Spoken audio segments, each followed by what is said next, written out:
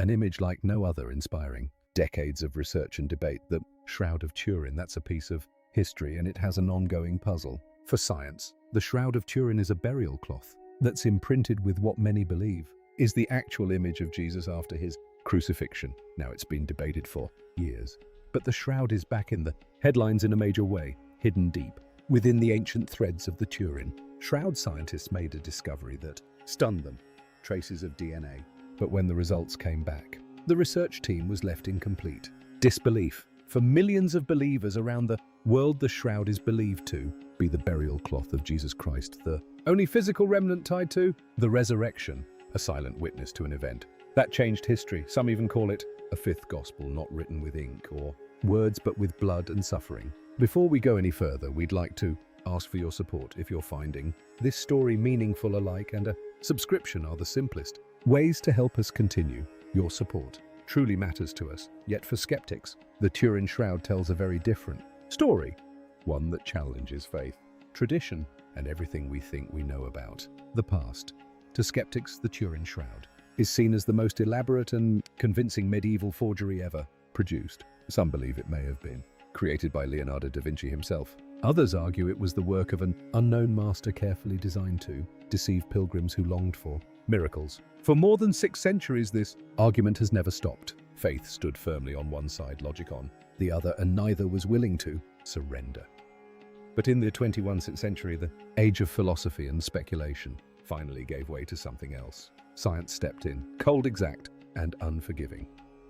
Genetics, high energy. Physics, spectroscopy, forensic analysis.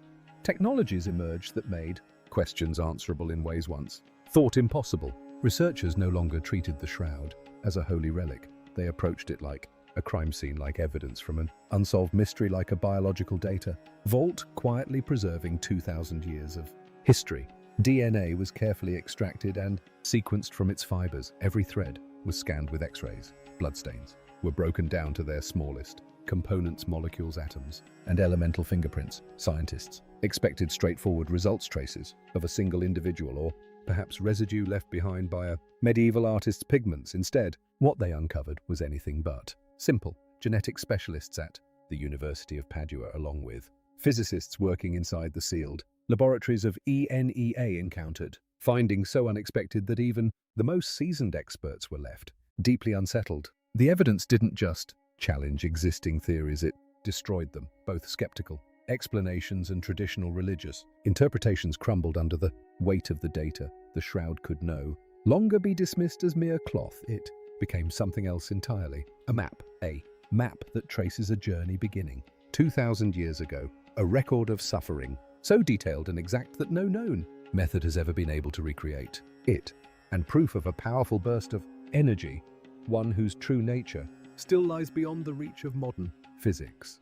This moment marked the start of the most comprehensive forensic investigation ever conducted. We will follow clues invisible to the naked eye, microscopic pollen grains, molecular traces, biological signatures. Step by step, we will search for whose blood truly saturated these fibers, and why the evidence seems to cry out in agony, not through words, but through the language of biochemistry. We will also explore the physics behind the image itself, an image that behaves like a photographic negative, a hologram, and an X-ray all at the same time. And finally, we will confront a single question, one that left the scientific world stunned. DNA analysis eventually forced researchers to confront a stunning conclusion.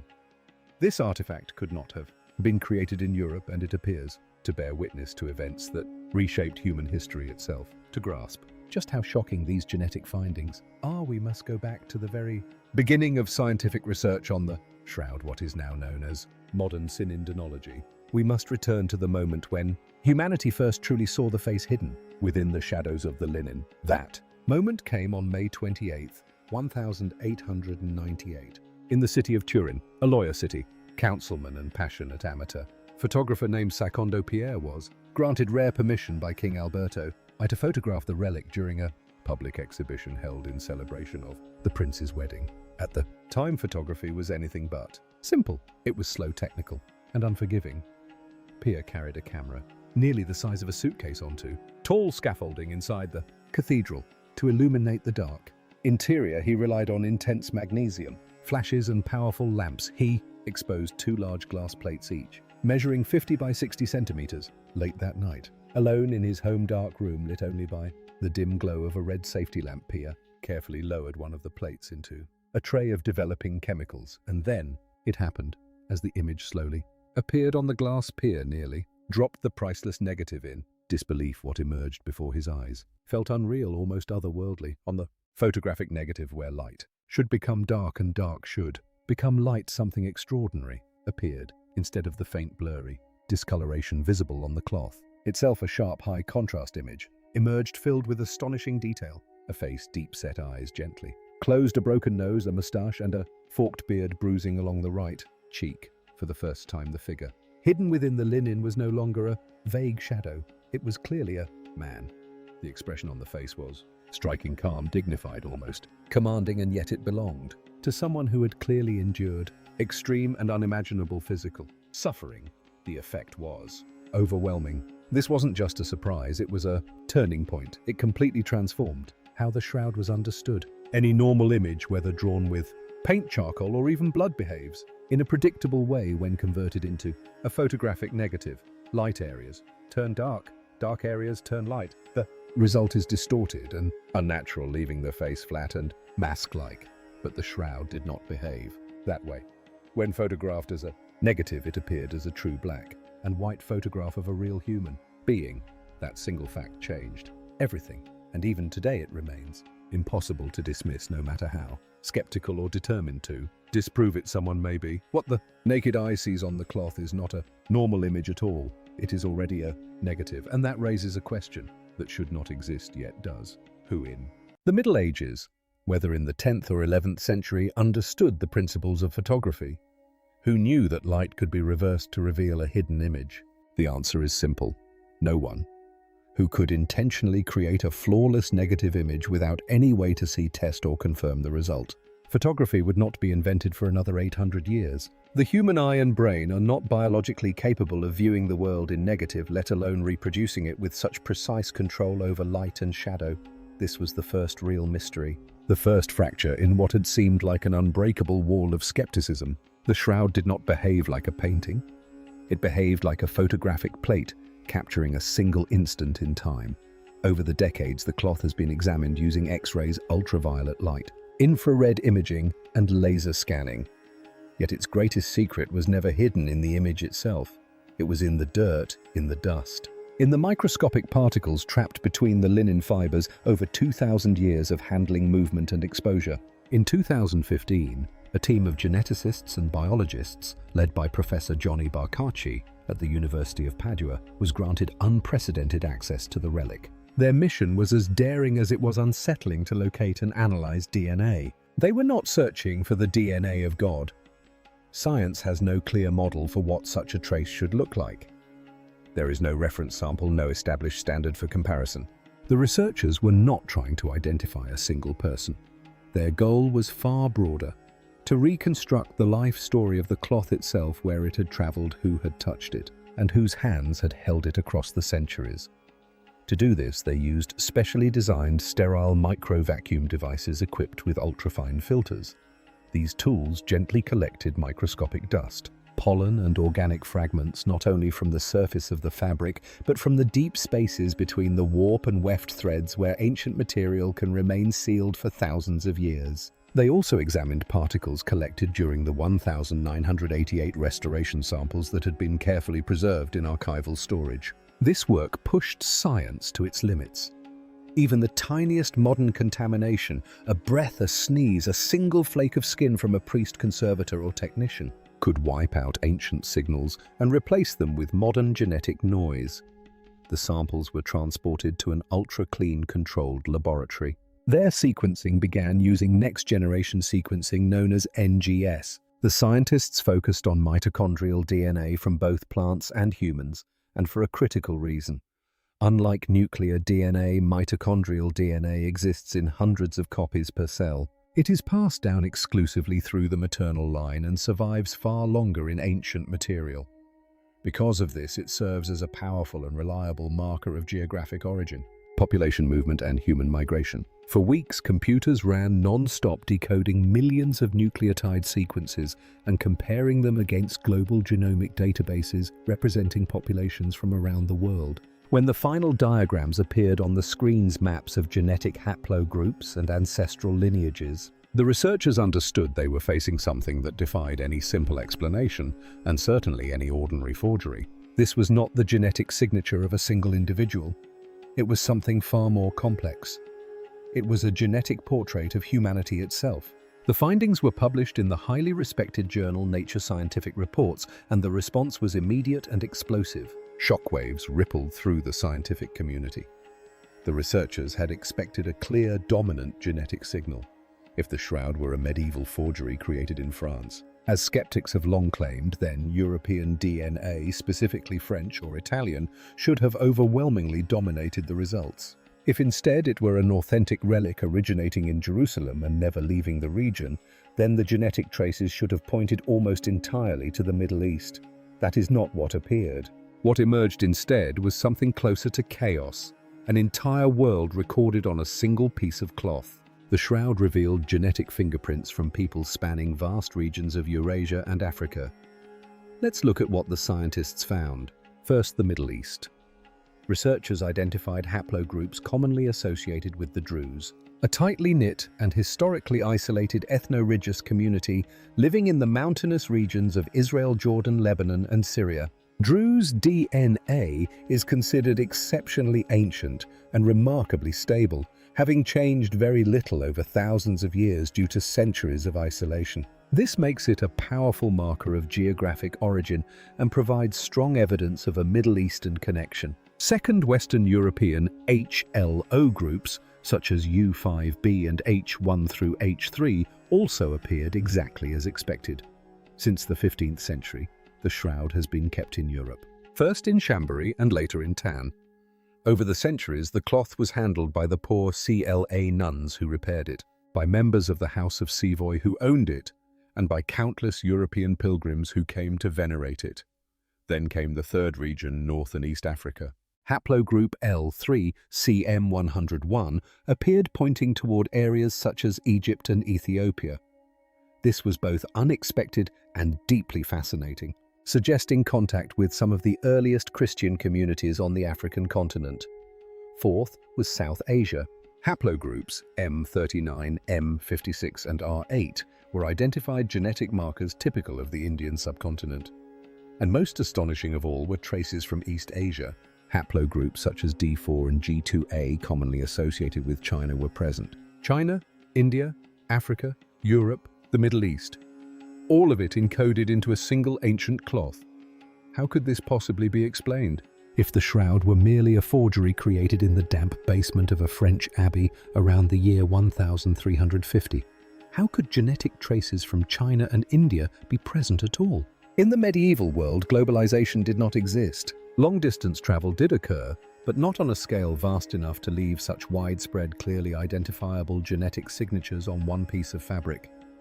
The answer, it turned out, was even more extraordinary than the mystery itself. The shroud is not simply a burial cloth, it is a traveler. When scientists in Padua mapped the genetic data, they made a stunning discovery. The distribution of genetic markers aligned with remarkable geographic precision along an ancient historical route, one that many scholars had long dismissed as little more than legend. The answer lies in the journey of the man-made image known as the Mandalion. According to early Byzantine, Syrian and Arabic sources, the shroud was folded in such a way that only the face was visible and displayed inside a special frame. This folded form was known as the tetradiplolon, folded in four. This relic did not remain in one place, and it certainly did not begin in Europe. Its journey started in Jerusalem, the site of crucifixion and resurrection. From there it traveled to Edessa in the 2nd century. The shroud remained hidden within the city walls for centuries before being rediscovered. Edessa stood at one of the most important crossroads of the ancient world, the Great Silk Road. Caravans from China, India, Persia, and Arabia passed through the city. Merchants carrying silk and spices, pilgrims and diplomats from distant lands, all came to venerate the relic believed to protect the city. They stood close to it. They kissed its casing. They touched the reliquor. And with every encounter, microscopic traces, skin cells, hair fragments, droplets of sweat settled onto the cloth. Layer by layer, century after century, the DNA of the world accumulated on its surface like invisible dust. The journey didn't end there. Next came Constantinople. From 944 until 124, the relic was kept at the very heart of the Byzantine Empire. The emperors of Byzantium acquired it by purchase or by force and brought it to what was then the greatest city on earth. Constantinople was a true megacity of the ancient world, a place where people of every race, culture and region converged. Then, in 1204, during the chaos of the Fourth Crusade, the city was violently looted. In the aftermath, the Shroud disappeared. Its next stop appears to have been Athens and the wider region of Greece around 1205. After the fall of Constantinople, the relic passed into the hands of French knights and was kept in Athens for a time before vanishing once again into history. Then comes France around the year 1353. This is the Shroud's first clearly documented appearance in Western Europe in the possession of the knight Shroud of Turin. And it is here that the genetic evidence delivers a devastating blow to the medieval forgery theory. A forger working in Europe during the 14th or 15th century could not possibly have collected dust and DNA from people in China, India, the Middle East and Africa, regions known only through distant travelers' tales like those of Marco Polo. Nor could such a person have intentionally planted those traces on a cloth in a way that would fool genetic scientists 600 years later. The DNA found on the shroud is not random contamination. It is a collective biological memory. Dust from sandals, robes and hands left behind by countless people who stood before this face over many centuries. This biological record demonstrates the object's great age and its Eastern origins more convincingly than any radiocarbon test ever could. But human DNA tells only half the story. The other half is written in plants. Palynology. The study of pollen provided another critical piece of the puzzle. Two highly respected experts approached the mystery independently. Professor Arnomi Danan, a renowned Israeli botanist from the Hebrew University of Jerusalem, and Max Frey, a Swiss forensic scientist and pioneer in pollen analysis. Working separately, they examined pollen grains trapped deep within the linen fibers. Using adhesive sampling techniques, they carefully lifted microscopic traces from the cloth. What they discovered sent shockwaves through the botanical community. Pollen from 58 different plant species was identified on the shroud. 17 of those species are native to Europe. Exactly what we would expect given the shroud's documented presence there over the last 6 centuries. But the majority came from elsewhere, plants native to the Middle East, Turkey, and the Anatolian steppe perfectly matching the ancient route through Edessa and Constantinople. Then came the most extraordinary discovery of all. Scientists identified a group of plants that grow nowhere else on Earth, species found only within a narrow geographic corridor between Jerusalem and Jericho. At the center of this finding was one plant in particular, Gandelia terna, a thorny desert shrub, a type of thistle. Its pollen made up nearly half of all the samples recovered from the cloth, an unusually high and deeply puzzling concentration. Why would pollen from a thorn-covered plant be so dominant? And why would thorns be linked to the burial cloth of a man treated as a king? The answer emerged when historians and theologians revisited the accounts of Christ's Passion.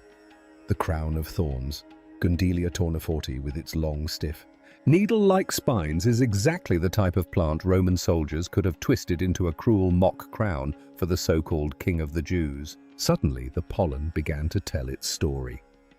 This plant blooms near Jerusalem at a very specific time of year, early spring, coinciding precisely with the Jewish festival of Passover. The discovery of such an unusually dense concentration of its pollen, especially around the head and shoulder areas of the cloth, provides direct physical evidence that the body was crowned with thorns. A second botanical clue came from Zygalum demos, a plantemic to a very restricted region, growing only in the Judean desert and parts of the Sinai Peninsula.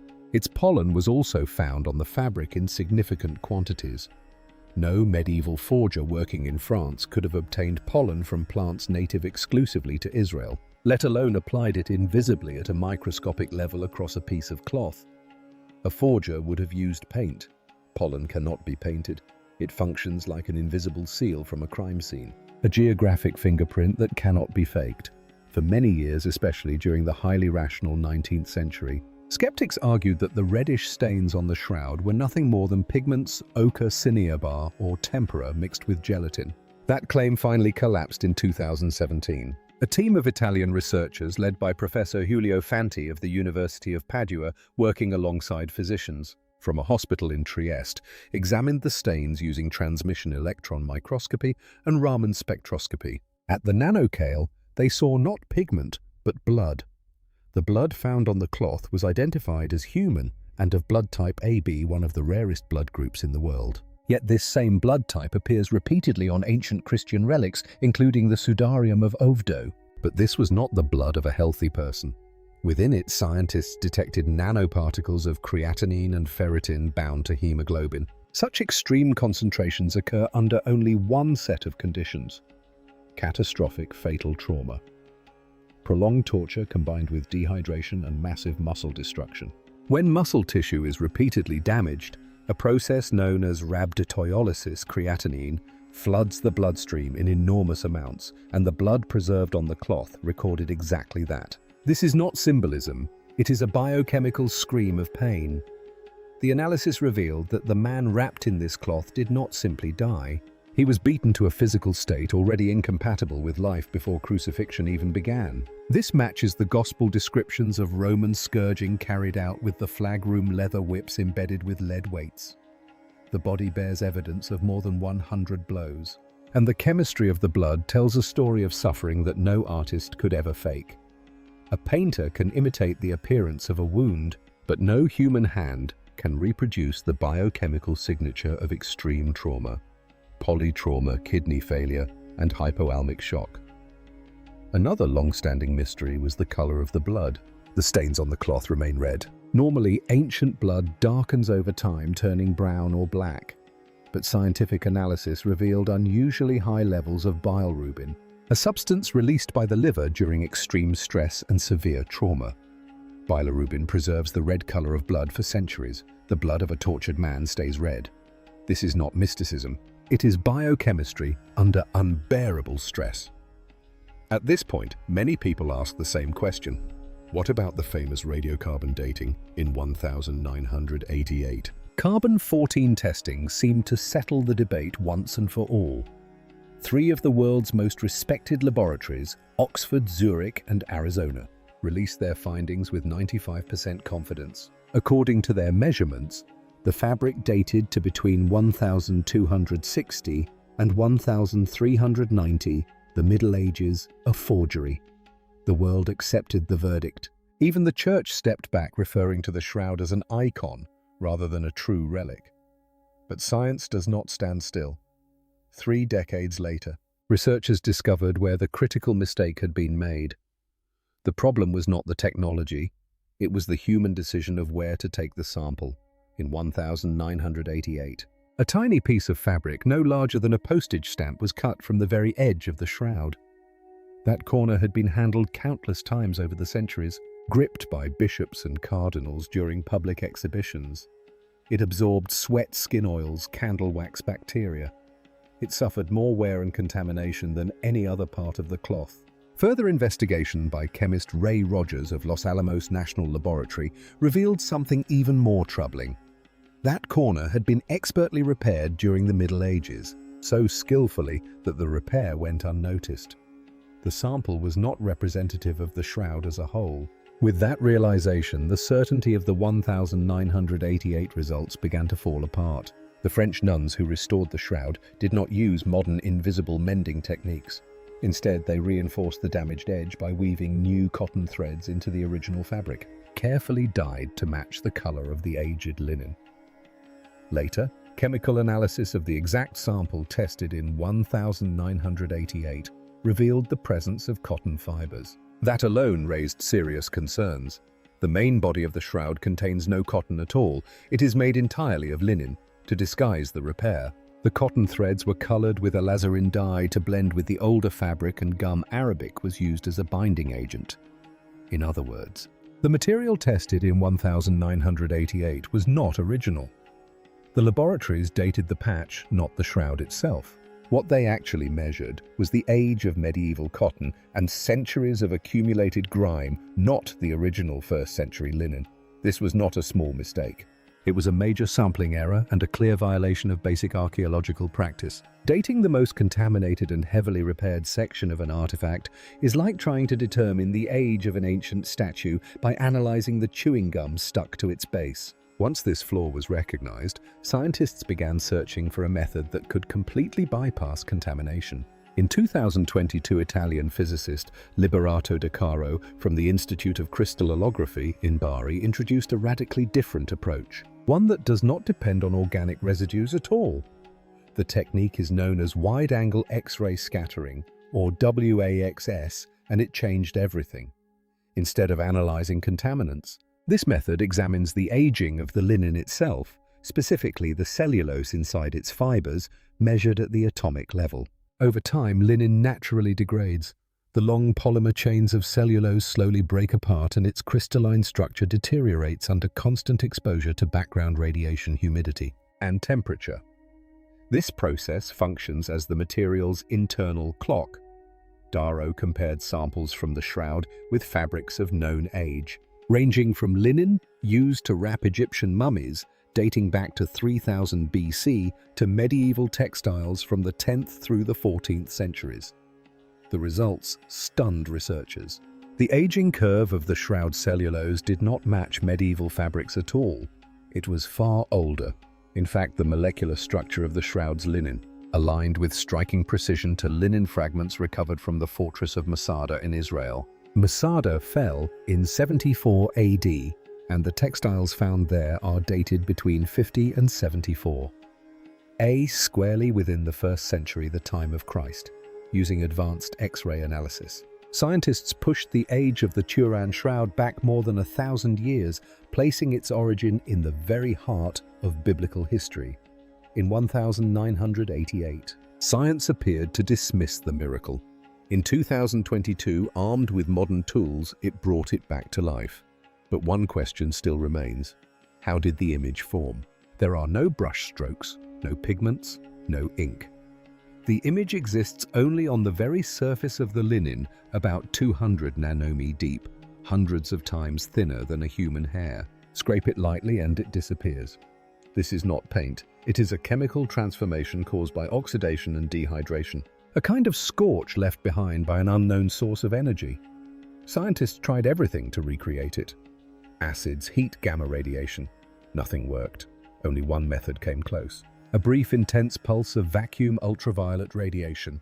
But such lasers did not exist in the ancient world. To imprint the image across nearly 4 square meters of fabric, the body would have had to release an unimaginable burst of energy lasting less than a billionth of a second. Powerful enough to mark the cloth, yet precise enough not to burn or destroy it. In 1976, technology developed by NASA revealed something even more astonishing. The shroud contains a perfectly accurate 3-dimensional image. The intensity of the imprint corresponds exactly to the distance between the body and the cloth. This is something no artist, ancient or modern, has ever been able to replicate. Even more remarkable digital analysis revealed shapes over the eyes consistent with coins, matching rare leptons minted under Pontius Pilate around 29A. The likelihood that a medieval forger could have known or reproduced this detail is effectively zero. The cloth also carries dust from Jerusalem pollen from plants that bloom only near the city in early spring, and blood containing biochemical markers of extreme torture. The nails pass through the wrists, not the palms, exactly as forensic science predicts. Even nerve responses are visible, including the retraction of the thumbs layer by layer, discipline by discipline. Biology, chemistry, physics, geology, history, numismatics. All the evidence converges on one place in one time. Jerusalem between 30 and 33A. The shroud resists simple explanation. It is not a painting. It is a holographic-like imprint of a real human being, a forensic record, a silent witness to a moment that altered the course of history. Returned to its vault. The shroud remains quiet, but the data does not. Legend, faith, and tradition are now supported by measurable scientific evidence. Perhaps one day we will fully understand the burst of energy that left this trace behind. Until then, it stands as a fifth gospel written not in words, but in matter itself. So the question remains, do you believe science will one day explain a miracle? Or are some doors meant to stay open not to the mind, but to the heart?